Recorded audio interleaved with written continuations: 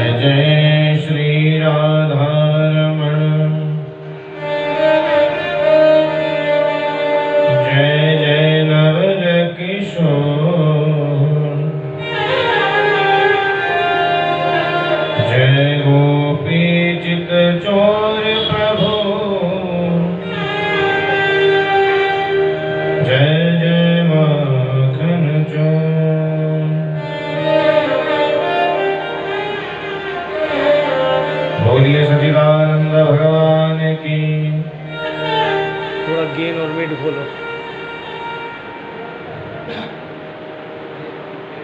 Gain और mid खोलो, mid mid MID। आइए मन और वाणी को पवित्र करते हुए ठाकुर जी के नाम का सहारा लें।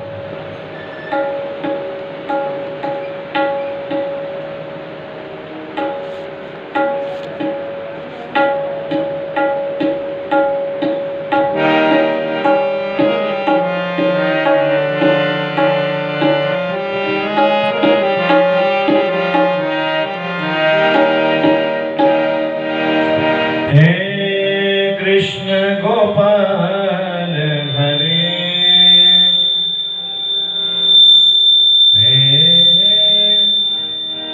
दीन दयाल हरे,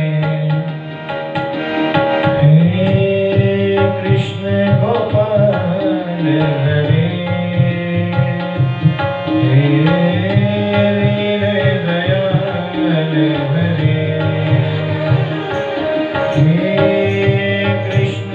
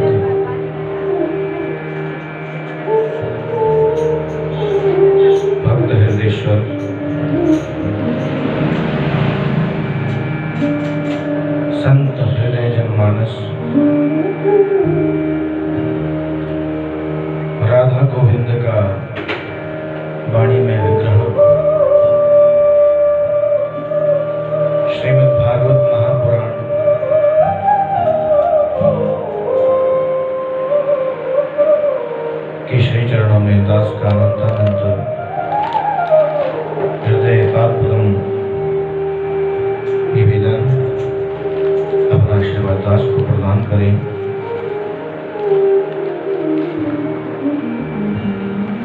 अंतःकरण में स्थित सद्गुरुदेव भगवान, पूज्य माता पिता, पितरगण, भगवान आदि गणेश, कंठ के स्वरों को आराधित करने वाली मां शारदा,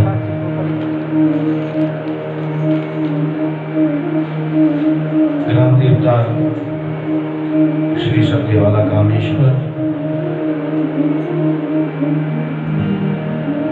स्वात्मा यजमानत्व कुलाधिष्ठात्री देवी भगवती श्री कोयला एवं आभा देवी जी के चरणों में दास का नमन। इष्ट भगवान श्री नारायण के चरणों में नमन।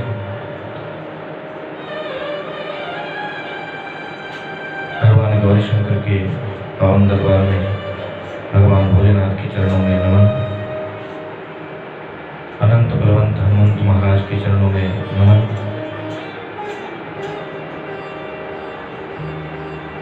वेदाव्यास भगवान के चरणों में नमन।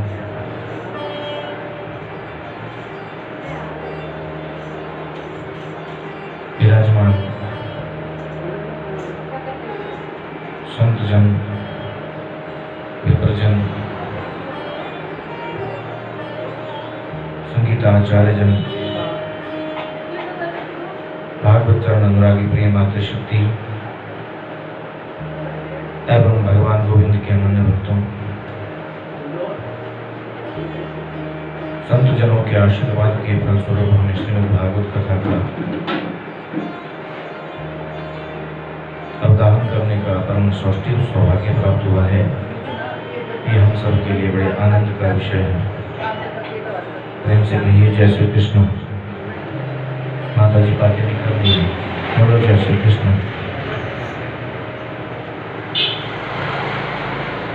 तो जैसा कि आप पिछले 3 दिवसों से श्रवण कर रहे हैं कि नैमिषारण्य की पावन भूमि पर श्रवण का 88,000 ऋषियों को लक्ष्य करते हुए आदरणीय सूत जी इस कथा को कह रहे हैं।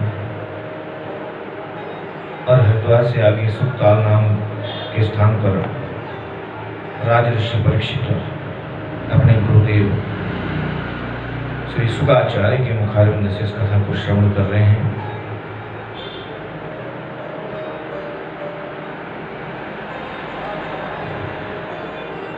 और यही कथा आप सब माताओं और भाइयों के सहयोग से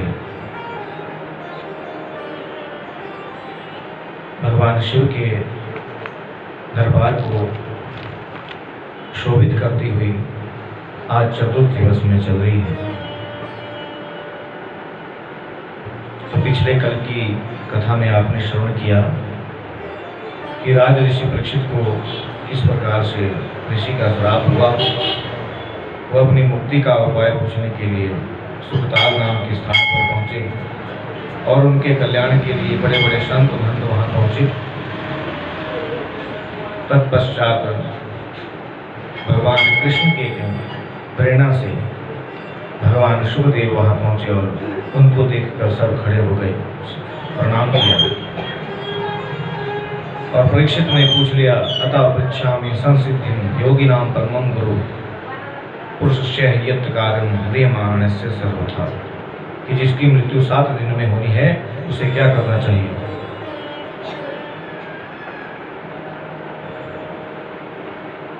तो सुखदेव जी कहने लगे कि काल व्याल मुख ग्रास त्रास नाश हेतवे श्रीमद्भागवतः कलो किरेण भाषितम्, कि काल रूपी अजगर के मुख से छुड़ाने वाला, जन्म मरण के चक्कर से छुड़ाने वाला एक ही शास्त्र है, वो है श्रीमद् भागवत जी का श्रवण, पठन, मनन और आचरण।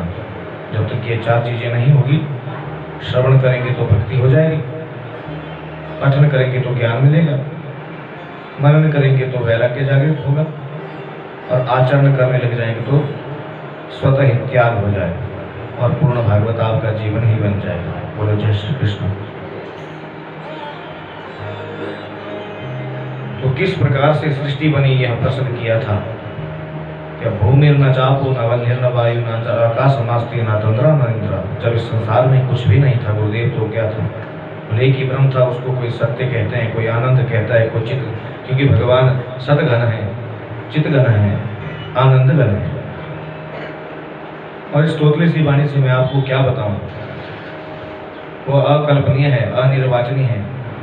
जब बड़े बड़े मुह्यंती यत् सूर्य, बड़े बड़े विद्वान भी जिसके बारे में सब बताने में असमर्थ हो जाते हैं,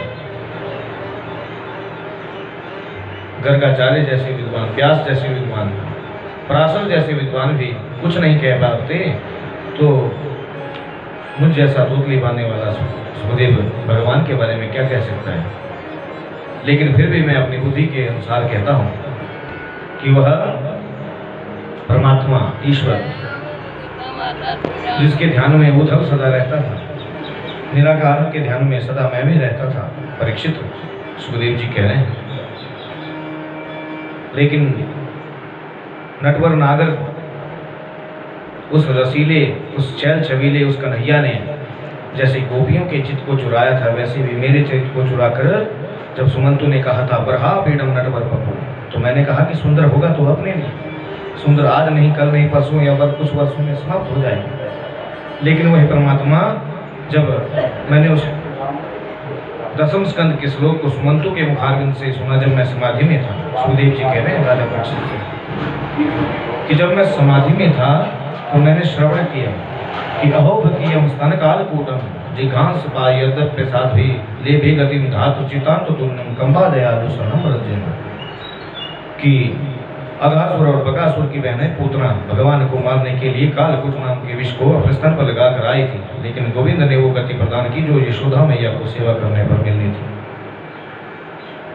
तो ही नटवर नागर भगवान निराकार से साकार भी हो जाता है भक्तों के भाव को देखकर।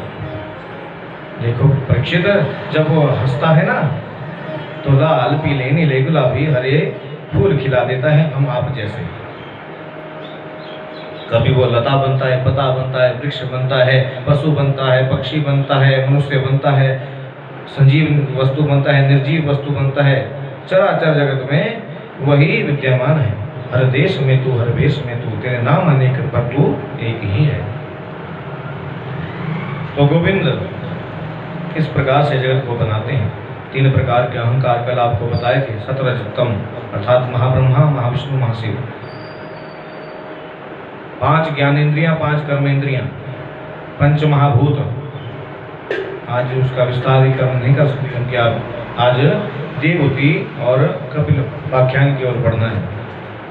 24 तत्वों का अड्डा बनाया, 7 लोग ऊपर, 7 लोग नीचे, बीच में नारायण भगवान, नारायण की नाभि से कमल निकला, ब्रह्मा जी प्रकट हुए, सृष्टि करने को कहा। मैथुनी सृष्टि बनाई गई, जिसमें सनक, सनंदन, सनत कुमार इत्यादि, नारद जी, प्रजापति, दक्ष इत्यादि हुए। रुद्र सृष्टि को बनाया गया, भूत प्रेत हुए। बराह भगवान का अवतार हुआ, और उसके पश्चात जो मनु महाराज की 3 कन्या हैं, आकुति, देवहूति, प्रसूति, और 2 पुत्र हैं, प्रियव्रत और उतानपाद। तो आकुति का विवाह हुआ था रुचि प्रजापति जी के साथ, जिनके यहाँ भगवान नर नारायण के रूप में, यज्ञ नारायण के रूप में अवतरित हुए, जो गंधमादन पर्वत पर जो है तपस्या करते रहते हैं। बोलिए नारायण भगवान की। और देवहूति का विवाह कल आपने श्रवण किया कि करदम, जो किसी बात को करके ही दम ले, उसका नाम क्या है भैया? करदम। करदम के साथ हुआ। अपनी कुटिया में रहते एक तरफ सर्प रहते हैं, एक कोने में चूहे रहते हैं, एक कोने में मोर रहता है, ऊपर पक्षी रहते हैं। देवहूति कहने लगी हम कहाँ रहेंगे? बोले एक कोना है वहाँ जो आसन दिख रहा है ना अकेले जैसे, वो मेरा आसन है। क्योंकि देखिए, अगर चूहे को सर्प देख ले तो छोड़ेगा क्या? और सर्प को यदि मोर देख ले तो छोड़ेगा क्या? लेकिन सब प्रेम से रहते हैं। क्यों? क्योंकि ये कर्दम ऋषि की तपस्या का प्रभाव है कि जीवों की जो हिंसक वृत्ति है मन की वो दूर हो गई है उनके तप के प्रभाव से। तो ऐसा ही होता है, अगर आपके किसी नगर में कोई संत सिद्ध महात्मा है, कोई धार्मिक विचारों वाली महिला है, तो उसके साथ चलते हुए जो है सब जो संग में लगता है रंग, ऐसा कहा जाता है। तो उनकी तो समाधि लग गई थी महाराज।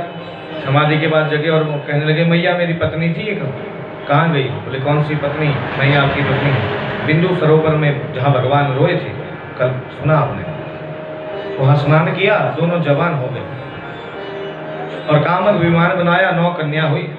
फिर जाने लगे महाराज, बोले ऐसा मत करो, भविष्य में भी ऐसा ही होगा। तब उन 9 कन्या का विवाह करवाया ऋषियों के साथ, कल आपने श्रवण किया था। और अब फिर याद आई कि भगवान ने मुझसे वादा किया था, मुझे वचन दिया था कि मैं तुम्हारे घर में आऊंगा। तो समय आने पर भगवान कपिल का अवतार हो जाता है। बोलिए कपिल भगवान की। तो आज इस कपिल उपाख्यान पर हम थोड़ी अत्यधिक चर्चा करना चाहेंगे। क्यों? क्योंकि ये हमारे को नियमित जीवन जीना सिखाता है। कपिल उपाख्यान कि कैसे हमारे को रहना चाहिए, कैसे जीना चाहिए, कैसे खाना चाहिए, कैसे बैठना चाहिए, कैसे भजन करना चाहिए। इसलिए गागल की इस नगरी में पहले भी दास को अवसर मिला है, भोले बाबा के चरणों में पूर्ण सूची किन किन प्रकार पिछली कथा में कर दी गई है और उसकी रिकॉर्डिंग पड़ी हुई है चैनल पर।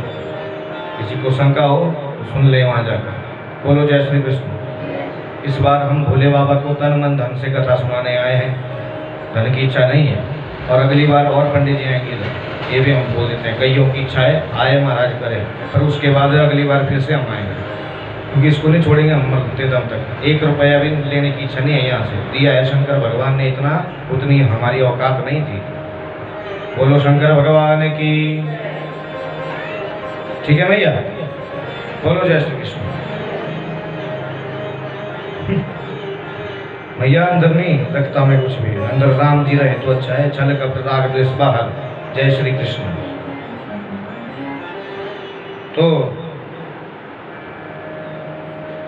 आज जो है करदम जी तो ब्रह्मा के कहने पर वन में जाकर उन्होंने प्राण अपान व्यान ब्रह्मरंध्र के द्वारा भगवान का ध्यान करके भगवान के धाम को चले गए। आज जो है देवहूति को भी ये स्मरण हुआ कि मैंने भी संसार से जाना है, तो ये जो हमारे घर में जो पुत्र बनकर आया है ये कोई और नहीं, ये तो साक्षात भगवान है। तो आज क्या किया, चंदन चावल पुष्प एकत्रित किए, पूजा की थाली में रखे और एक चौकी के ऊपर अपने पुत्र को बिठाया, थोड़ा चरण धुलाए, तिलक लगाए, चावल फूल चढ़ाया और आरती करने लगी। बोलिए कपिल भगवान की। कपिल भगवान कहते हैं मैया आज उल्टी गंगा क्यों बहा रही? होना ये चाहिए कि क्या होना चाहिए, बालक को क्या करना चाहिए? प्रातः काल उठ के रघुनाथा, प्रातः काल उठ गए रघुनाथा, मात पिता गुरु नाम ही माथा, मात पिता गुरु नाम ही राम सिया राम जय जय राम, राम सिया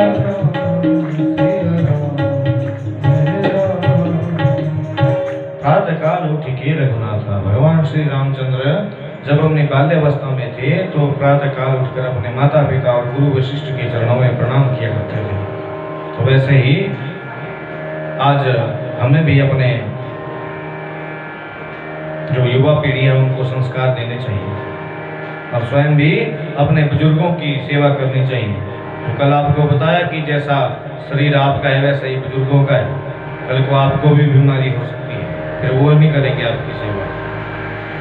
तो अब चंदन चावल से पूजा की कपिल भगवान की और देवहूति से भगवान कहते हैं कि उल्टी गंगा क्यों बहा रहे हो? बोले नहीं, आज मैं सीधी गंगा बहा रही हूँ।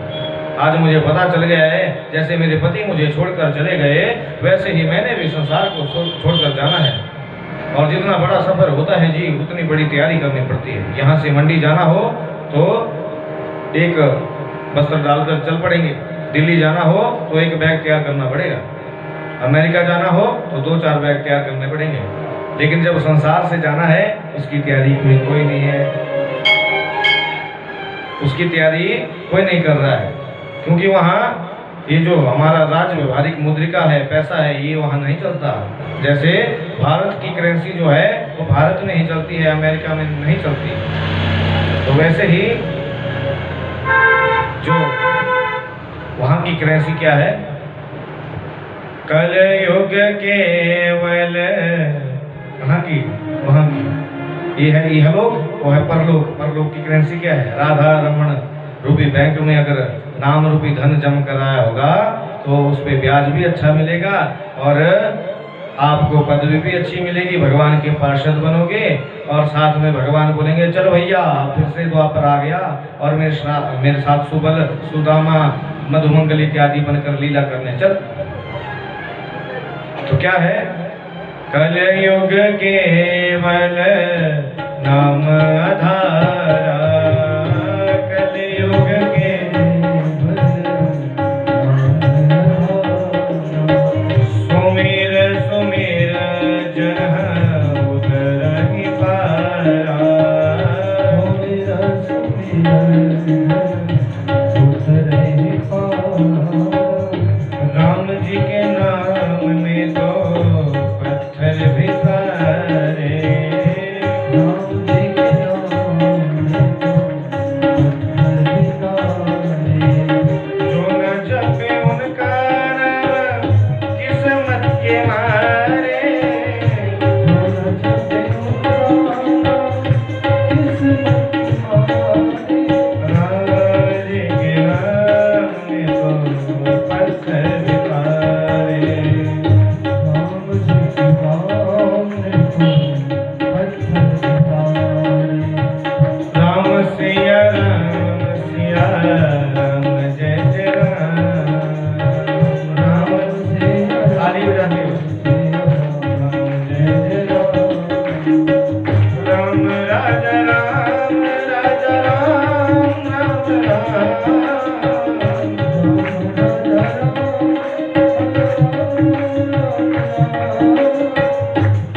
सिया राम जय जय राम।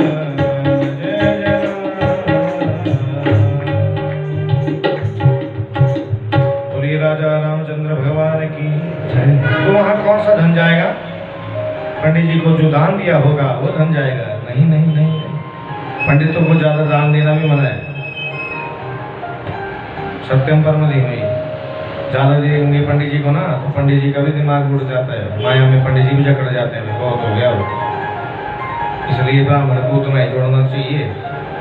गरुड़ पुराण कह रहा है सुदामा 5 ही घर मांगते थे, उतना ही जोड़ना चाहिए तुम्हें जितनी जरूरत हो उसको, उसका उपयोग भी हो सके ढंग से।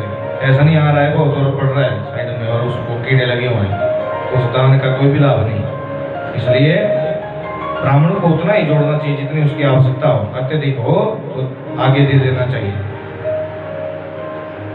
एक ब्राह्मण जी थे, उनके घर में बहुत सामान आता जाता रहता था और उनकी माता जी थे, वो कहते थे भी आने दो आने दो आने दो।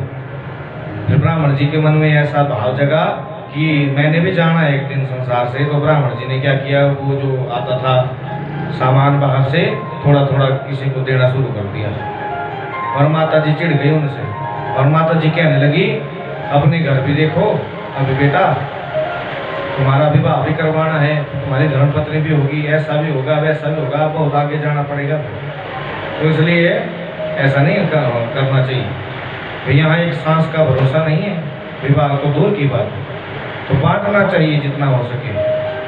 इस समय बांटने का समय है, बाद में नहीं। जब बुढ़ापा आएगा तब जो है आपके जो वंशज होंगे वो चाबियाँ ले लेंगे घर की भी, तो सब और निकालेंगे तुम्हारे को घर से बाहर।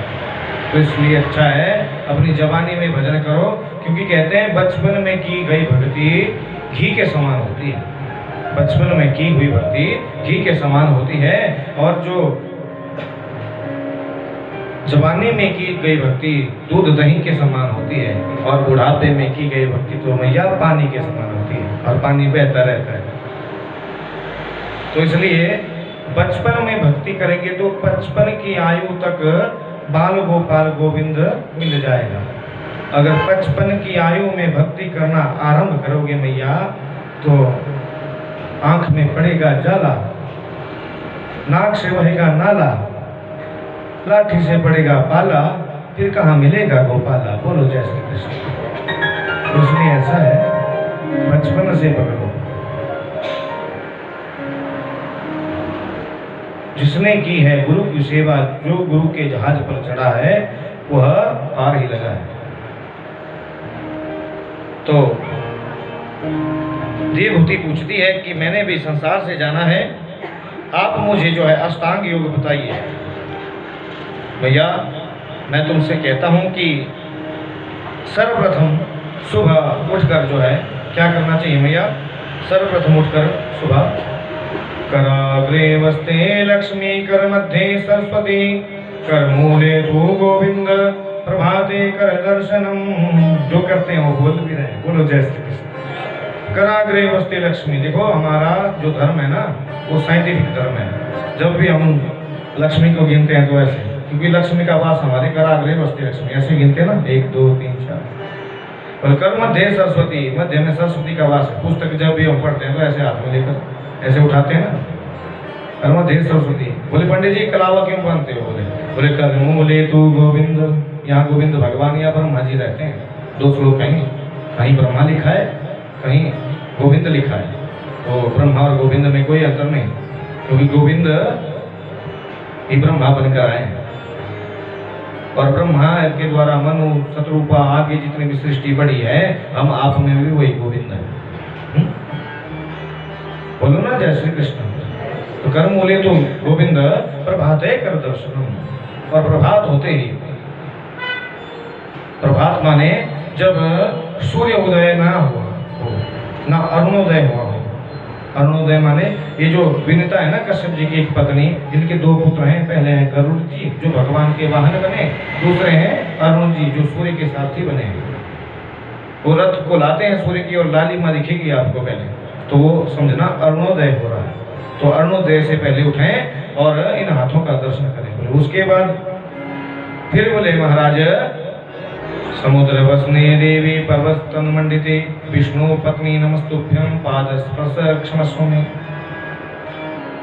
जिस भूमि के ऊपर हम खेती करते हैं, जिस भूमि के ऊपर हम कर्म करते हैं, उस भूमि की वंदना करनी चाहिए, क्योंकि ये भूदेवी कोई और नहीं, भगवान विष्णु की अर्धांगिनी है। इनसे क्षमा कर मांगनी चाहिए कि धरती माता। कहते हैं कि जो धरती का वंदन सुबह उठते ही करता है, उसे जो है अश्वमेध इत्यादि यज्ञों का फल मिलता है। गरुड़ पुराण में इसका वर्णन। साथ में जो पृथ्वी का वंदन जब हम कर बैठते हैं, तो पृथ्वी मैया हमें आशीर्वाद देती है। कल आपने सुना था वरदान और आशीर्वाद में अंतर होता है। वरदान माने जो एक बार मिल गया, दूसरी बार वो समाप्ति की ओर जाएगा, लेकिन आशीर्वाद फलता फूलता आगे ही बढ़ता है, क्योंकि गुरु आशीर्वाद दे सकते हैं, वरदान नहीं दे सकते। और गुरु का आशीर्वाद, क्योंकि गुरु ब्रह्मा गुरु विष्णु गुरुदेवो महेश्वरा, गुरु साक्षात परम ब्रह्म तस्मै श्री गुरुवे नमः। कि गुरु ही ब्रह्मा है, गुरु ही विष्णु है, गुरु ही महेश्वर है, गुरु ही साक्षात परम ब्रह्म है, ये तो इसका साधारण अर्थ है। गुरु ब्रह्मा, कि ब्रह्मा से बड़े भी गुरु हैं, विष्णु से बड़े भी गुरु हैं, और शंकर से बड़े भी गुरु हैं। गुरु साक्षात परम ब्रह्म, अर्थात गुरु सत्य है, और सत्य कौन है? नारायण। और नारायण कैसे मिलेंगे? गुरु के द्वारा। और गुरु क्या है? गुरुकार अंधकारस्तु रुकार निरोधक, अर्थात जो अज्ञान रूपी अंधकार से हमारे को निकाल कर प्रकाश रूपी परमात्मा के पास पहुंचा दे, वही है सच्चा गुरु। इस हाड़ मास के पुतले को गुरु समझोगे तो तुम जैसे मूर्ख प्राणियों को समझाने का कोई भी अर्थ ठाकुर जी के द्वारा, मेरे मुखारविंद के द्वारा कोई भी लाभ नहीं। इसलिए लोभी गुरु लालची चेला, दोनों नरक में ठेलम ठेला। गुरु जी जा रहे मर्सिडीज गाड़ी में घूम के आराम से एसी लगा हुआ है, पीछे पीछे चेला नंगी पांव दौड़ा हुआ। और आजकल तो ऐसे गुरु बने हैं महाराज, गली गली में गुरु फिरे हमसे दीक्षा लो, स्वर्ग जाओ चाहे नरक जाओ पर हमें लफाफा दो। आजकल ऐसे गुरु महाराज हमें दो, अपना लफाफा, बाकी तुम जाओ जहां मर्जी। तो ऐसे गुरुओं से सावधान। सबसे बड़ी बात आपको यही बताई जाती है, गोविंद बता रहे हैं हमारे टोटली वाणी के द्वारा, कि पहले अपने माँ बाप की सेवा करने सीखो। हाँ, थोड़ी लड़ाई झगड़ा होता है महाराज, अपने माता पिता के साथ ही चलता है, थोड़ा बहुत वो चलता है, लेकिन उनकी सेवा भी करो, उनके भोजन की व्यवस्था भी करो। वो तीर्थाटन करने को बोलते हैं तो तीर्थों की यात्रा भी करवाओ, श्रवण कुमार की भांति। और साथ में जो माता पिता की सेवा करता है, क्योंकि शास्त्र स्वयं कहता है यस्य रागादिना मनोदूषितं तेन काशी अयोध्या गता मानवा। यस्य रागादिना मनोदूषितं तेन काशी अयोध्या गता। ये माता पिता पूजितो सेवितो तेन काशी अयोध्या गता मानवा। यस्य रागादिना मनोदूषितं तेन काशी अयोध्या गता मानवा। काशी, अयोध्या, मथुरा, वृंदावन, गया, प्रयागराज, महाराज हमने 4 धाम कर लिए जी। कर लो, चारों धाम मिलेंगे तुम्हें, कृष्ण मिलेंगे, राम। अच्छी बात है, लेकिन घर में माँ बाप पड़े हैं बिस्तर के ऊपर, उनको कोई नहीं पूछ रहा, तो 4 धाम का कोई लाभ नहीं। शिवपुराण में वर्णन आता है, स्वामी कार्तिकेय भगवान शंकर के 12 ज्योतिर्लिंगों की परिक्रमा करने के लिए निकले, तो गणेश भगवान का वाहन था चूहा। उन्हें अपना विवेक कहते हैं गणेश को, अपने बुद्धि के देवता है गणेश, बुद्धि और विवेक का प्रयोग किया। भगवान शंकर उमा पार्वती सहित जो है 12 परिक्रमा लगा दी, और वहीं से माता पिता की सेवा करके संसार के प्राणियों को ये शिक्षा प्रदान की कि पहले अपने माता पिता की सेवा करो, फिर 12 ज्योतिर्लिंगों में जल चढ़ाने जाना, फिर तुम्हारी कावड़ लाना भी सफल है, तुम्हारा सब तीर्थाटन करना सफल है, अगर तुम अपने माता पिता की सेवा करते हो तो,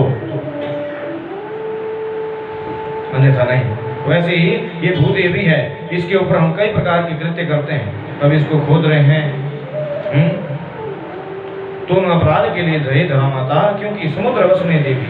ये जो समुद्र है, सप्त सागर हैं पृथ्वी के ऊपर, लवण सागर है, क्षीर सागर है, पंडित जी जानते हैं, भागवत में भी वर्णन है। उनको बताने लगा तो कथा बढ़ेगी। बोलो जय श्री कृष्ण।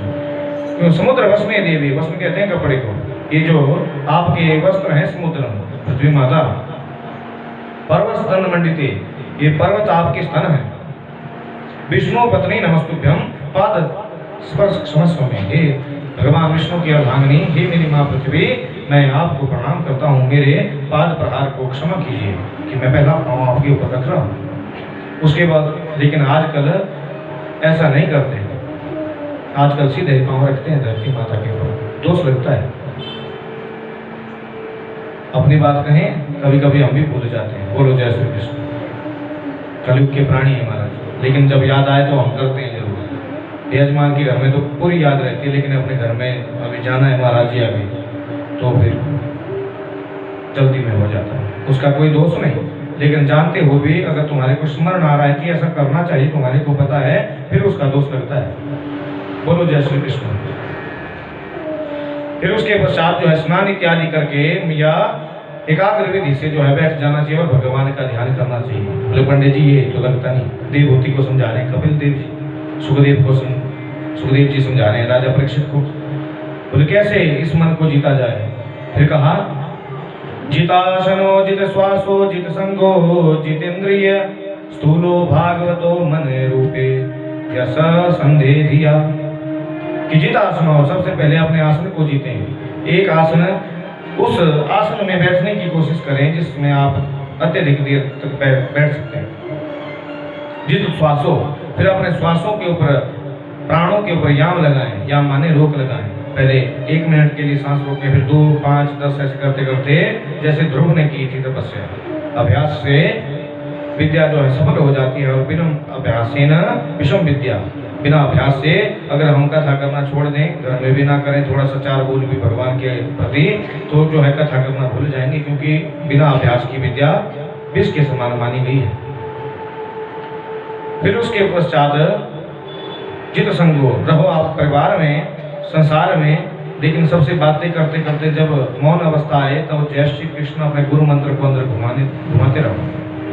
और गुरु मंत्र की बात हो रही थी कि हाड़ मास का पुतला नहीं तुम्हारे को वहां पहुंचाएगा, जो तुम्हारे को गुरु मंत्र मिला है उसको घुमाते चलोगे तो, क्योंकि वो नाम रूपी धन है परमात्मा का, उसको घुमाते चलोगे, उससे होगा आप सबका कल्याण।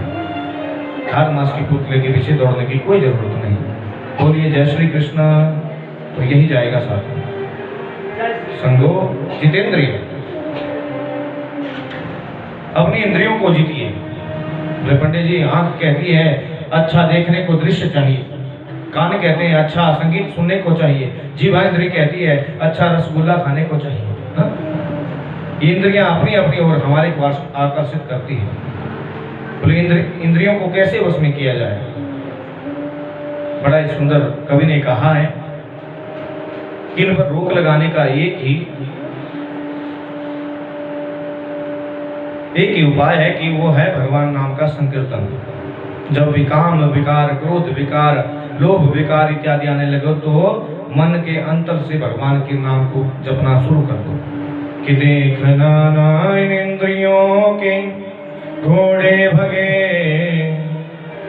इनमें हरदम स्वयं के घोड़े लगे, अपने रथ को सुमार्ग चलाते चलो, कृष्ण गोविंद गोपाल गाते चलो। अपने इस रथ को, इस शरीर को सुमार्ग अच्छे कार्य में लगाते चलो और कृष्ण गोविंद गोपाल मुरारी राम दामोदर जो भी शिव भोलेनाथ जो भी तुमको अच्छा लगता है भैया वो जपते चलो। इस प्रकार से जो है मन जब एकाग्र हो जाएगा भैया, तब जो है भगवान तुम्हारे हृदय में आ जाएंगे, क्योंकि यश श्रवण मात्र हरिचितम समाश्रयेत। इसके श्रवण करने से, इसके नियमावली करने से भगवान हृदय में आ जाते हैं।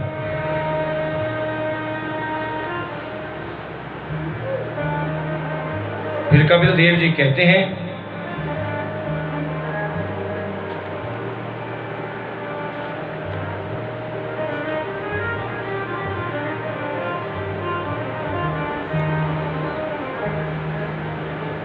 ममात्मनयं स्वयं ज्योति सर्वभूत गुहाशयम् आत्मा अन्येवता मना भिक्ष विशोको भयमृच्छसि। कि जब परमात्मा तुम्हारे को अंतःकरण में दिखने लग जाए, कैसे? जैसे हम आंखें बंद करते हैं तो पहले हमारे को अंधकार की अनुभूति होती है कि अंदर तो अंधकार है, लेकिन उल्टा सिस्टम है महाराज। बाहर अंधकार है जिसे हम सत्य समझते हैं, वो बाहर जगत जो है मिथ्या है, जगन्नाथ सत्य है। जब अंदर हम अपनी आंखों को बंद करते हैं तो अंदर दिखते हैं अंधकार। दिखता है ना भैया? अरे हाँ ना तो कर दो भैया, नहीं तो बोलो जय श्री कृष्ण। अंदर अंधकार दिखता है। जब अंधकार दिखने लगे तब जो है गुरु मंत्र को उच्चारण करना शुरू कीजिए। एक ही मंत्र को पकड़िए, बोले किसको माने या किसको ना माने। आपकी शंकर जी के प्रति आस्था है तो शंकर को माने, दुर्गा जी के प्रति आस्था है तो दुर्गा जी को माने, और राधा कृष्ण के प्रति आस्था है तो उनको माने। और जिस भी मंदिर में जाएं, जिस भी देवता के पास जाएं, हाथ जोड़कर यही कहें कि मेरे इष्ट देव के प्रति मेरी और निष्ठा बढ़े और प्रीति बढ़े, और सबको प्रणाम कीजिए। निष्ठा एक में कर लीजिए। एक सधे सब सधे, सब सधे सब जाए। बोलो जय श्री कृष्ण। तो फिर जब आप अंतःकरण में उस परमात्मा को खोजने का प्रयास करोगे तो आपको उस गुरु मंत्र के द्वारा जो है अनुभूति होनी शुरू हो जाएगी। अपने जीवन का अनुभव आपको बता रहे हैं। आपके रोम रोम के चित्र के जो ये केश हैं खड़े हो जाएंगे। उसके पश्चात जो है आप में आपके सर में दर्द लग जाएगी। क्या होगा?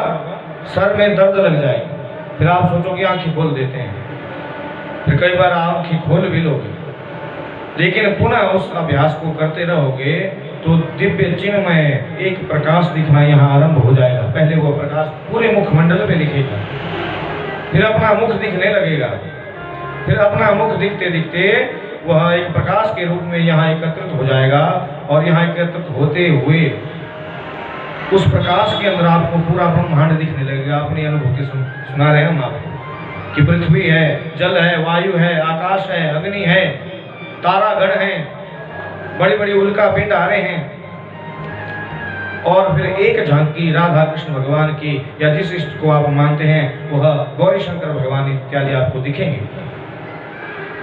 फिर वो दिखने लग जाएंगे। फिर उस मंत्र को जब आप घुमाते जाएंगे घुमाते जाएंगे घुमाते जाएंगे तो अंतःकरण में जितने भी राग छल कपट द्वेष बैठे हैं बाहर भाग जाएंगे। कैसे? कि एक समय की बात है महाराज, कहीं सेठ जी ने 5 मंजिला मकान बनवाया। क्या बनाया? 5 मंजिला मकान बनाया। और सेठ जी के जितने भी पुत्र और पुत्री हैं अमेरिका में रहते हैं। दिल्ली में बड़ी बड़ी कोठी बनाई और विचार करने लगे कि अब इसको जो है ठीक व्यक्ति को दूंगा जो अच्छे पैसे देगा। जब देने लगे महाराज तो जितने पैसे मांगे उतने कोई ना दे। फिर कहते हैं कि पाकिस्तान से गुंडा लोग आ गए, आतंकवादी लोग आ गए। जब आतंकवादी लोग आए तो उन्होंने 5000 रुपये का किराया का कमरा ले लिया महाराज, और आतंकवादी लोग वहाँ अपने हथियारों को रखते, गोला बारूद को रखते। जब सेठ जी को पता चला कि मैंने तो गलत लोगों को शरण दे दी, फिर सेठ जी रोने लगे महाराज कि क्या करें, अब दे तो दिया है, अब कुछ बोलेंगे तो कहीं बम लगाकर उड़ा ना दे। बोलो जय श्री कृष्ण। सेठ जी को डर हो गया कि बम लगाकर मेरी पूरी बिल्डिंग को उड़ा ना दे, तो आतंकवादी लोग हैं। फिर वहाँ एक रामू काका कार्य करता था जो उनके घर का सेवक था, उससे पूछा, उसने पूछा सेठ जी इतने चिंता में क्यों हो? बोले क्या बताऊं, मैंने सोचा था खूब पैसा कमाऊंगा इस बिल्डिंग से, गलत लोगों को शरण दे दिए, डाकू लोग हैं, आतंकवादी हैं। अच्छा। फिर वहां वो सेवक कहता है कि हमारे एक सेठ जी हैं, सेठ जी हमारे गांव में एक डीएसपी साहब हैं और उनका स्थानांतरण अभी अभी इसी शहर में हुआ है, और वो खोज रहे हैं महाराज कहीं कक्ष अपने लिए, तो एक कक्ष उन्हें दे दो। तो महाराज जैसे ही सरकारी गाड़ी के ऊपर बैठकर डीएसपी साहब पहुंचे तो आतंकवादी छटपटाने लगे महाराज कि लाल बत्ती वाली गाड़ी आ गई और पीछे से 2-4 गाड़ियां आर्मी की और आ रही है, पता नहीं है हमारे को उड़ाने के लिए तो नहीं आ रही है। तो वो पिछले दरवाजे से भाग गए। तो ऐसे ही है महाराज, जब हमारे अंदर राग छल कपट द्वेष है, ये भी एक आतंकवादी की तरह है। जब भगवान अंदर आ जाएंगे ना, डीएसपी साहब अंदर बैठेंगे, तो राग छल कपट द्वेष ईर्ष्या मोह ममता ये बाहर भागेंगे। फिर आपको राम जी अंदर से कहेंगे अपने जीवन का अनुभव, दूसरे का नहीं, अपने जीवन का अनुभव सुना रहे। राम जी अंदर कहेंगे कि राम जी की कठपुतली है, राम जी इसके द्वारा हमारे को समझा रहे हैं, तो समझो। बोलो जय श्री कृष्ण। तो फिर भगवान कपिल कहते हैं जब तुम शुद्ध अंतकरण से अपनी बुद्धि को शांत करते हुए मन में वैराग्य को धारण करते हुए अंतकरण में मेरा ध्यान करोगे तो मेरा साक्षात्कार तुम्हें हो जाएगा कि वह मन भिक्षा विश्व को भयम मृत्युसी। फिर तुम जो है निर्भय होकर जो है मेरे उस ब्रह्म पद को प्राप्त कर लोगे कि हम सा सो हम से को हम, जो मैं हूँ वही शिव जी है, जो शिव जी है वही मैं हूँ। अर्थात इसका कहने का भाव ये नहीं कि मैं भोलेनाथ हूँ, नहीं। जो आत्मा रूपी परमात्मा की शक्ति बाबा भोलेनाथ के पार्थिव ज्योतिर्लिंग में विद्यमान है, वही आत्म रूपी परमात्मा की शक्ति इस हृदय के अंदर भी वैसी विराजमान है। इसलिए भगवान कबीर जी कहते हैं मोको कहा ढूंढ तेरे बंदे मैं तेरे पास। पहले अंतकरण साफ होगा तभी बाहर की पूजा करने का भी लाभ मिलेगा। अंतकरण साफ नहीं है, मंदिर में जा रहे हैं नमः शिवाय 5 पांच अंगूठियां डाली है शिव जी के ऊपर, ओम नमः शिवाय रगड़ रगड़ के। भगवान शंकर भी कहते हैं भी जटा यही उखाड़ देंगे क्या? बाहर से कहता है नमः शिवाय और अंदर लगता है राग द्वेष इत्यादि, तो शंकर भगवान उस पूजा को स्वीकार नहीं करेंगे। और जो भगत भोला भटका होगा यही बाहर से भी प्रणाम करेगा नमः शिवाय, शिव जी बोलेंगे हाँ तू मेरे पास आए, हम तुम्हारे पास आए, तुम नहीं है। तो ये शंकर की बड़ी, क्योंकि भगवान शंकर के भक्त और विष्णु के भक्त किसी के प्रति राग द्वेष नहीं रखते। और जो देवी देवताओं के भक्त होते हैं, इंद्र देवता के भक्त हैं, अग्नि देवता के भक्त हैं, जो देवता के भक्त हैं ना वो रखते हैं राग छल कपट, क्योंकि ये देवता और दानव आपस में लड़ते रहते हैं। तो इस प्रकार का ज्ञान दिया कि आत्मानां सर्वभूतेषु भवन्तः मवस्थितम् अपश्यत सर्वभूतानि भगवते अपि चात्मनि। संपूर्ण भूतों में अपने आत्मा श्री भगवान को देखो, संपूर्ण प्राणियों में आत्मस्वरूप श्री हरि को देखो। हम अपने हृदय का भाव आपको बता रहे थे कि सब भी भगवान के हैं। बस अगर बुरे लोग नहीं होंगे, अच्छे सारे हो, अगर संत ही सब बन गए तो भिक्षा कौन देगा? सोचो भाई। और सारे गृहस्थी हो गए तो भिक्षा लेगा कौन? लेने वाला भी चाहिए, देने वाला भी चाहिए, अच्छा व्यक्ति भी चाहिए, बुरा भी चाहिए। अब कहीं देश में लड़ाई झगड़ा शुरू हो जाए तो सारे अगर अच्छे होंगे, बिल्कुल अच्छे विचारों वाले होंगे कि हम तो लड़ाई झगड़ा करना जानते ही नहीं, और तब तक तो देश लुट जाएगा। इसलिए बुरे लोगों का होना भी परमावश्यक है। उनको किया जाएगा, आगे करते तो कुछ नहीं है, जाओ करो देश की रक्षा, बोलो जय श्री कृष्ण। और कल भी हमें बड़ा सौभाग्य प्राप्त हुआ कि कल श्रावण महीने का सोमवार भी था, देश की आजादी का 75वां वर्ष भी था, और भारत माता का हमने गुणगान भी किया थोड़ी देर। बोली भारत माता की, क्योंकि जननी च जन्मभूमि गर्षसी, जिसको अपनी माता जननी, अपनी माता और जन्मभूमि से प्रेम नहीं, वह जिसको अपनी जन्मभूमि और जन्म माता से प्यार नहीं, वो हृदय नहीं, वो तो पत्थर है जिसमें भारत माँ का प्यार नहीं। ये कहा था कल में। बोलो जय श्री कृष्ण। तो इसलिए मैया समस्त इच्छाओं से रहित होकर तुम जो है भगवान के भजन करो। अभी 5 श्लोक और हैं, इसमें और समय लगेगा, लेकिन अगली कथा के लिए इच्छाओं को रोक दो, और जब इच्छाएं रुक जाएंगी तो मन भागेगा नहीं।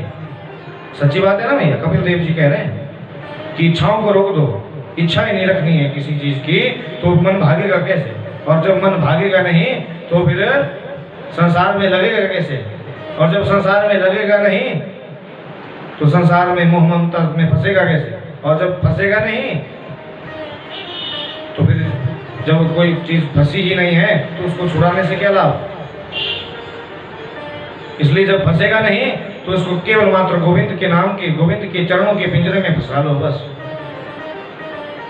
काम करते रहो, नाम जपते रहो, आपका यह लौकिक भी कल्याण होगा, पारलौकिक भी कल्याण होगा। देवहूति मैया को समझ आ गया, और देवहूति मैया जो है भगवान का ध्यान करने लगी, और उनका शरीर विगलित हो गया, पिघल गया, और वह नदी बनकर जो है बहने लगी। यही भागवत में लिखा है। बोलो जय श्री कृष्ण। अब कपिल भगवान ने देखा कि मेरी मैया तो जलमग्न हो गई, जल के रूप हो गई, अब जो है मैं भी चलता हूँ। तो कपिल भगवान जो है गुजरात से उठे, बिंदु सरोवर है गुजरात में, वहां से उठे और हरिद्वार में अब भगवान नारायण की तपस्या कर रहे हैं। बोली नारायण भगवान की। और जब आएंगे सागर के वंशज वहां पहुंचेंगे, सागर के पुत्र 60,000 पुत्र, और मारेंगे कपिल महात्मा को डंडा, फिर उनकी समाधि टूटेगी और भस्म होंगे, फिर आएगी गंगा। बोले गंगा मैया की।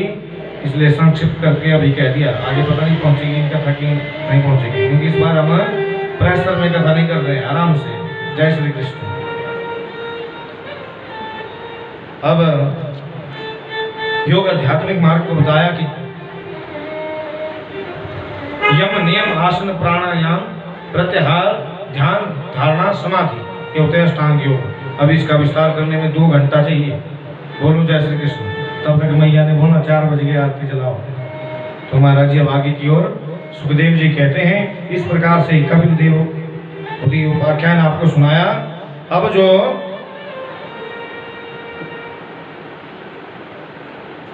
हाँ, इसको भी कर लेते हैं। जो देवहूति की कन्या है, तीसरी कन्या कौन थी? कल सुनाया था आपको। अत्रि ऋषि के साथ जिनका विवाह हुआ था, बोलो ना, सती अनुसुईया। अब सती अनुसुईया अपने घर में रहती, महाराज पति की खूब सेवा करती। पति ने पूछा कि तुम्हारे पतिव्रत धर्म में शक्ति है क्या?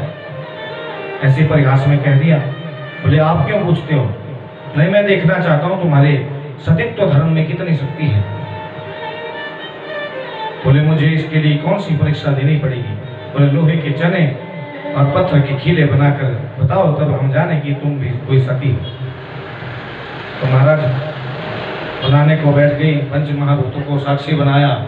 हे मां पृथ्वी, हे भगवान सूर्य, अगर मेरी भक्ति पति के प्रति सत्य है तो पत्थर की खीले और लोहे के चने बन जाए।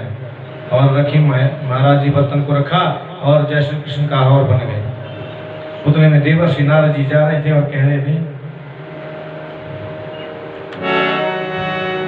भज मन नारायण नारायण हरि हरि, लक्ष्मी नारायण नारायण हरि हरि, भज मन नारायण नारायण हरि हरि, लक्ष्मी नारायण नारायण हरि हरि, सद्गुरु नारायण नारायण हरि हरि,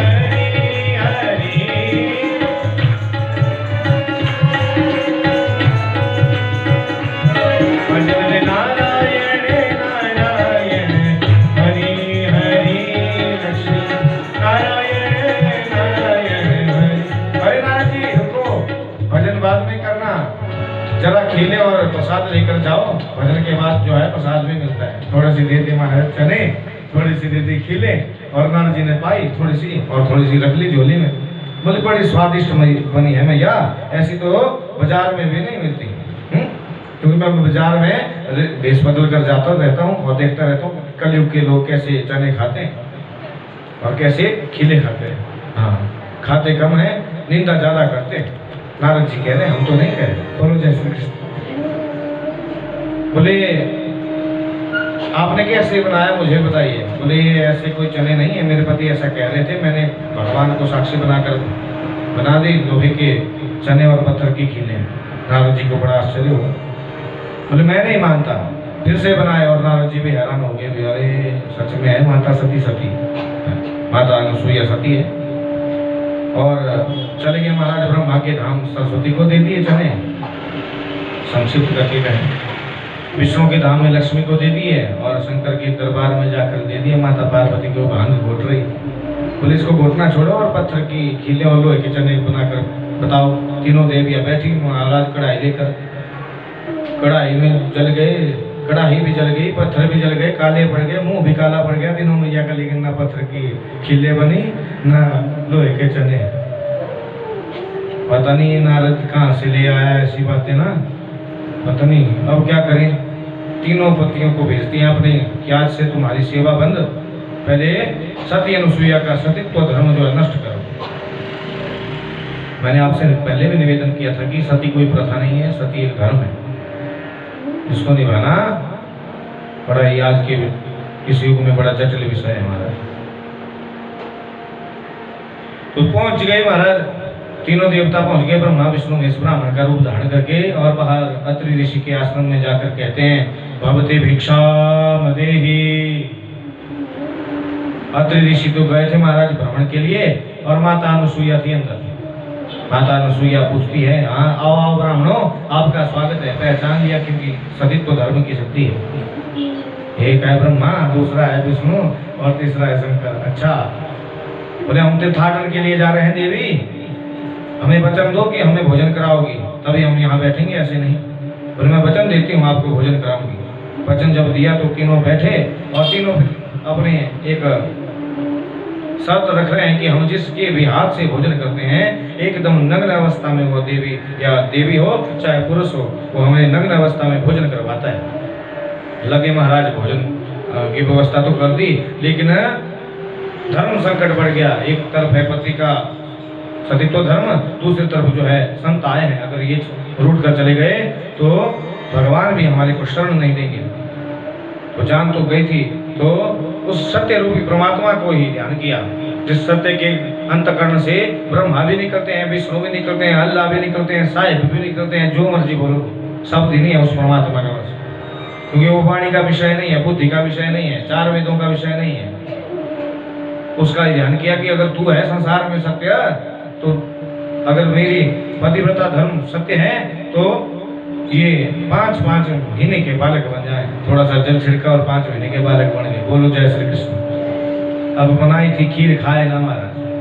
फिर थोड़ी थोड़ी खीर उठाती और पल्ले ने ऐसा बांध दिया, जैसा वो मैया उड़ती है ना अपनी चदरिया, वैसे बांध दी, तीनों को डाल दिया एक जगह और खीर खिला दी और कह रही है कीर्तन के साथ आगे बढ़े। माता ने सुइया ने डार दियो पालना, माता ने सुइया ने डार दियो पालना, झूल रहे तीनों देव बन करके लालना, झूल रहे तीनों देव बन करके लालना। माता ने सुइया ने डार दियो पालना, सुइया ने डार दियो पालना, झूल रहे तीनों देव बन करके लालना।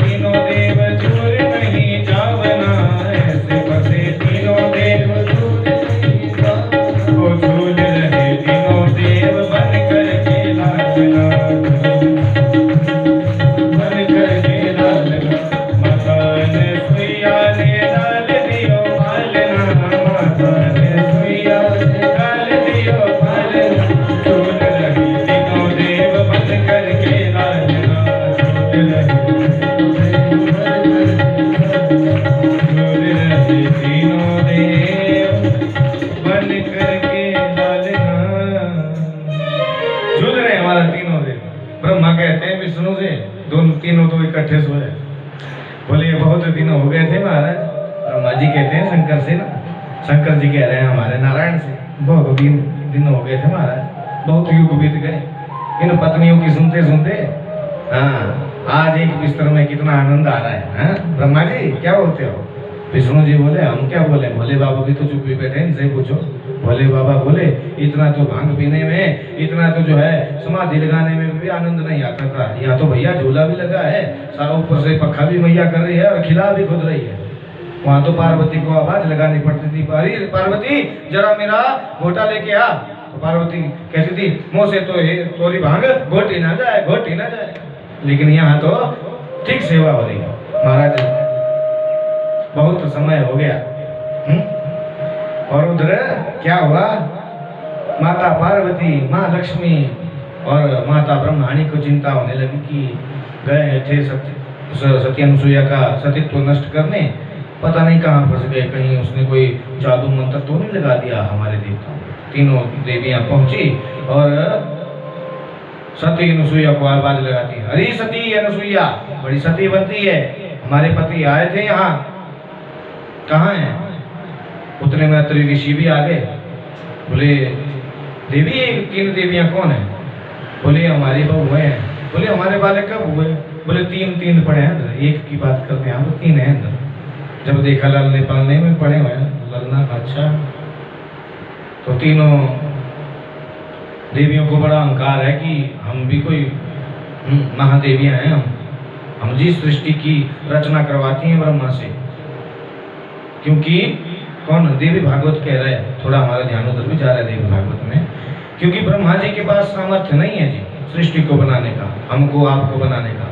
वो सरस्वती जो है बुद्धि की देवी है, विद्या है ना, वो ब्रह्मा को विद्या देती है, बुद्धि देती है, तभी ब्रह्मा जी मॉडल बनाते हैं, लाल पीला नीला गोरा लंबा चौड़ा काला हम जैसा मोटा। बोलो जय श्री कृष्ण। वैसे विष्णु भगवान को भगवती लक्ष्मी रूप में आयु ऐश्वर्य विद्या धन धान्य समृद्धि देती है, तभी विष्णु भगवान जी बांटते हैं।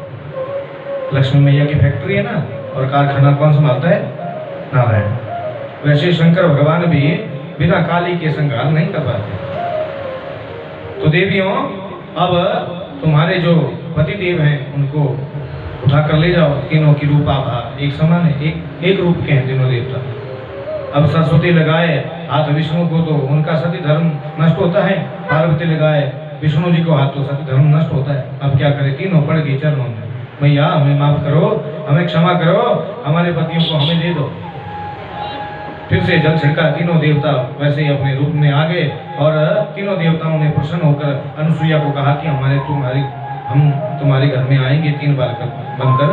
तो ब्रह्मा जी के अंश से आए हैं चंद्रमा, और विष्णु के अंश से आए हैं दत्तात्रेय भगवान, और शंकर के अंश आए हैं दुर्वासा जी। बोले दत्तात्रेय भगवान की, जिन्होंने नवयोगेश्वरों से, भागवत में वर्णन आता है कि नवयोगेश्वर हुए, उनसे भी शिक्षा दीक्षा प्राप्त की थी दत्तात्रेय भगवान ने। और कबूतर से लेकर वैश्या स्त्री तक, हाथी, शिकार करने वाला, मधुमक्खी, 24 गुरु बनाए, और 25वां गुरु दास के अंतकरण से निकला, अपने शरीर को भी बनाया। हमारा शरीर भी एक गुरु है, ये हमारे को सिखाता है। जैसे शरीर में कोई रोग होने लग जाए तो समझ लेना कि शरीर में कोई विकृति विकार आ रहा है अंदर, तब वो निकलना चाहिए बाहर। लेकिन हम दवाई ले लेते हैं जल्दी से, थोड़ा विकार है ये शरीर के, ये जो आदि व्याधि आती है होनी भी चाहिए। बोलो जय श्री कृष्ण। तो इस प्रकार से सती अनुसुईया के यहाँ 3 बालकों का जन्म भगवान ने लिया।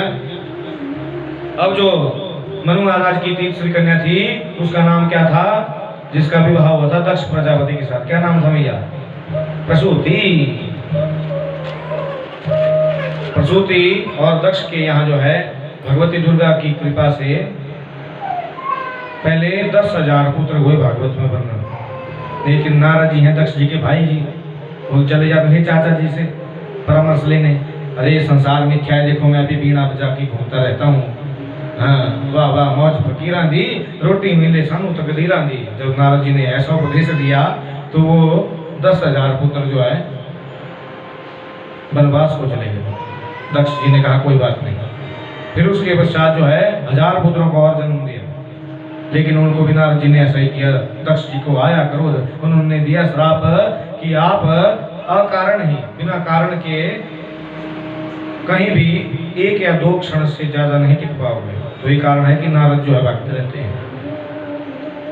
फिर भगवती दुर्गा की तपस्या की और 60 कन्याएं हुई। 60 कन्याओं में 10 का विवाह किया फिर धर्म के साथ, जिसमें मूर्ति नाम की पत्नी भी धर्म की है। मूर्ति, पूजा, प्रकृति, श्रद्धा, ये धर्म की पत्नियां हैं, ठीक है जी। और 27 जो नक्षत्र होते हैं जिनमें हमारी राशि भी आती है, रोहिणी इत्यादि प्रिय है चंद्रमा की, उनका विवाह किया चंद्रमा के साथ। और स्वाहा नाम की कन्या का विवाह किया अग्निदेव के साथ, इसलिए कहा जाता है स्वाहा। और पंडित जी करते हैं कई बार ऐसे, काजू बादाम जा रहे हैं ना अंदर, स्वाहा, अगर मुख में जाती तो होती आहा। है, बोलो जय श्री कृष्ण। फिर स्वधा नाम की जो कन्या है उसका विवाह किया पितरों के साथ। तब कहा जाता है, बोलिए यजमान जी, स्वधा स्वधा स्वधा। पितरों के लिए स्वधा शब्द का उच्चारण किया जाता है। और 13 पत्नियां विवाही गई कश्यप ऋषि को, इसमें विमृता, कद्रु, अदिति अदिति इत्यादि हैं। और 2 का विवाह हुआ भूत के साथ। भूत भी होता है, एक का नाम है डाकिनी, दूसरे का नाम है शाकिनी।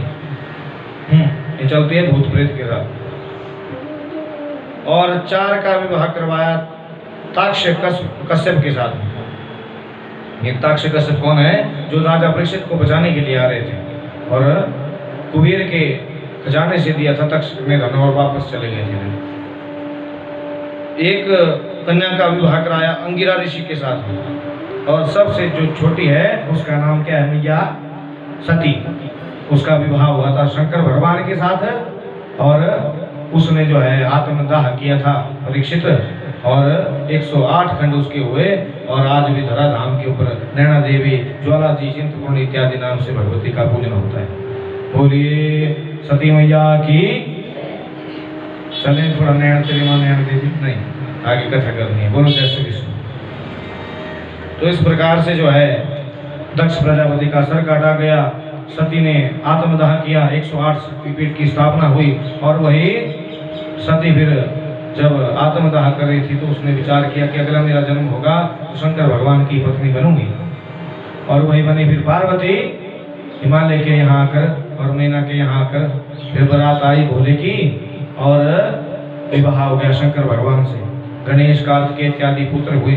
शिव पुराण में विस्तार पूर्वक वर्णन, पिछली कथा में विस्तार पूर्वक कीर्तन के साथ वर्णन किया गया है।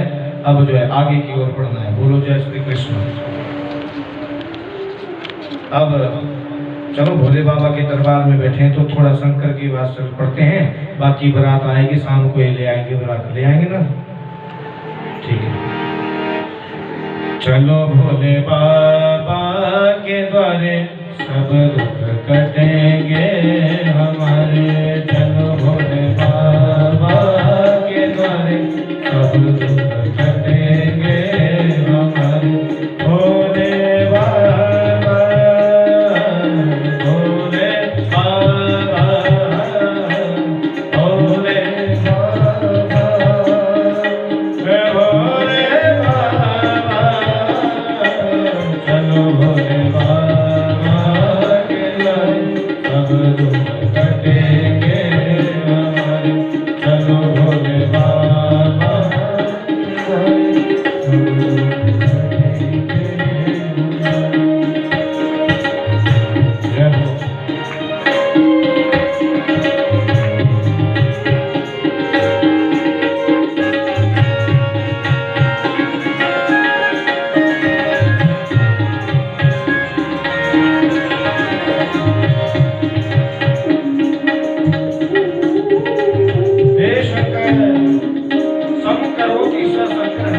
जो सबको समान रूप से देखता है उसके लिए कोढ़ी भी वैसा ही है, उसके लिए जो है स्वस्थ व्यक्ति भी वैसा ही है, उसके लिए पंडित भी एक समान है और मूर्तिकार भी एक ही समान है, क्योंकि वो शंकर है, समान रूप से देखने वाला है।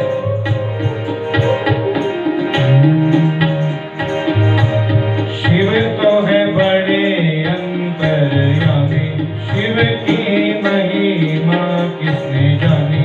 शिव तो है बड़े अंतर्यामी, शिव की महिमा किसने जानी। शिव जैसा कोई औखड़दारी। हरि ओम हरि ओम हरि ओम हरि ओम। चलो भोले बाबा के द्वारे सब दुख कटेंगे हमारे। चलो भोले बाबा के द्वारे सब दुख कटेंगे हमारे।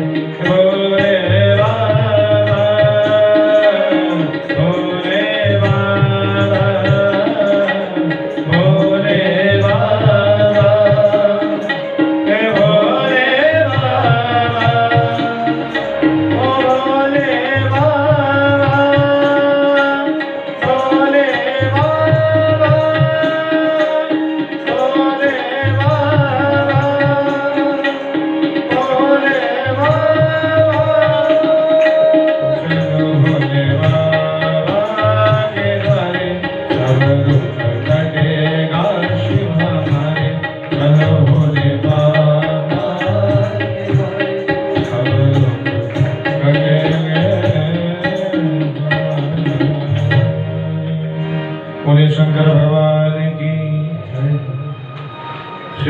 लोकी सदा कल्याणम, भगवान शंकर सबका कल्याण करने वाले हैं समान रूप से, चाहे मूर्ख हो चाहे विद्वान हो, चाहे पंडित हो चाहे मोचिकार हो, वो सबका है। सबके अंदर बैठे अंतर्यामी तेरे ही रूप को ताकूं। गाते तो सभी हैं लेकिन जीवन में अपनाता है कोई, जो अपनाता है उसको तो हर कंकर में शंकर दिखते हैं। बोलिए शंकर भगवान की। हाँ, जैसे महाराज जी हमारे आगे का मंदिर है ना, ये है हेड ऑफिस। क्या है? Head office. और जो हमारे छोटे छोटे पैर के रूप शिवलिंग रखे हैं ना घर में, वो है ब्रांच। क्या है? ब्रांच। वहाँ करनी पूजा घर में, वहाँ से फाइल यहाँ तक पहुँच जाएगी। बाहर से ही करना प्रणाम, कोई बात नहीं, अंदर नहीं देगा कोई जाने तो होगा किसी का नियम, कोई मना करे तो पूरा नहीं मानना। ऐसा सोचना भी शंकर का बुलावा नहीं है अंदर। जब शंकर का बुलावा आएगा ना जिस दिन, तो मतलब पिलर भी गिर जाएगा, बाढ़ भी आ जाएगी, और तुम्हारे को घर से भोले नारायण से उठा के लाएगा और बाढ़ के साथ अंदर पहुंचाएगा भी। आओ बोल शंकर भगवान की।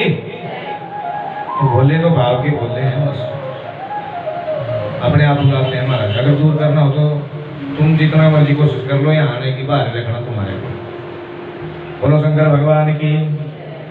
वास्तविक शिव जी की कथा क्या सिखाती है हमारे को, देखनी है आपने? शिव जी को देखा है ना आपने? तस्वीर तो देखिए भगवान शंकर की। पहले मैं आपको एक क्वेश्चन देता हूँ, एक प्रश्न देता हूँ। अगर शिव पुराण दास को यहाँ करने का मौका मिला, पहले तो हम सब कर चुके हैं एक शिव पुराण, संतों के यहाँ तो मारते बहुत थे महाराज। हाँ, आज काम में आ रही मार, और खानी अभी अपनी संतों से मार, क्योंकि उनकी मार बड़ी काम की है। अब लग रहा है एक प्रश्न है आपको। पिछली बार हमने एक प्रश्न दिया था, याद आ गई हमारे को, कि काल नेमी नाम का राक्षस